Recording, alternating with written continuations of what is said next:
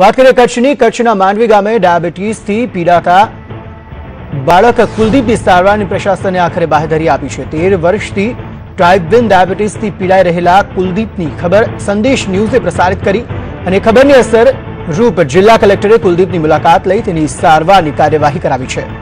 Collector દ્વારા કુલદીપને Ahmedabad civil હોસ્પિટલમાં સારવાર કરાવવાના આદેશ અપાયા છે। ઉલ્લેખનીય છે કે કુલદીપના માતા પિતાએ સારવાર ન મળવાની વ્યથાને લઈ તેના માટે ઈચ્છા મૃત્યુની માંગ સાથે જિલ્લા કલેક્ટરને અરજી આપી હતી।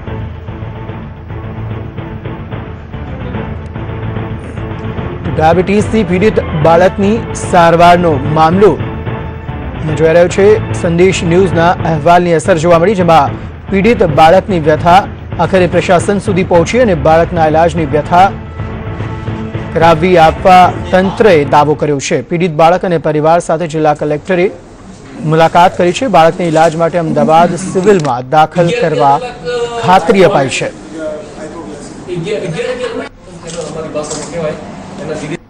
એટલે આ કુલદીપના જુવેનાઇલ ડાયાબિટીસ અંગેની રજૂઆત કાલે મને મળી હતી।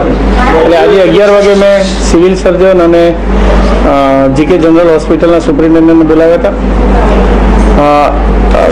એના સારી સારવાર થાય એના માટે અમદાવાદ સિવિલ હોસ્પિટલની કિડની ઇન્સ્ટિટ્યૂટ ખાતે વ્યવસ્થા થઈ છે અને આવતીકાલે 10 વાગે એની એપોઇન્ટમેન્ટ લીધી છે।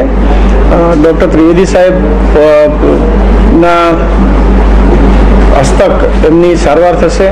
શું લાઇન ઓફ ટ્રીટમેન્ટ ગોઠવાય છે એ બધી નક્કી થશે અને સરકારી તંત્રમાં શાળા આરોગ્ય કાર્યક્રમ ચાલે છે।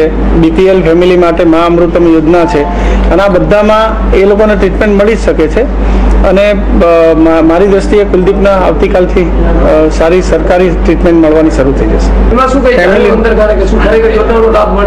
ના ના, મળે જ છે।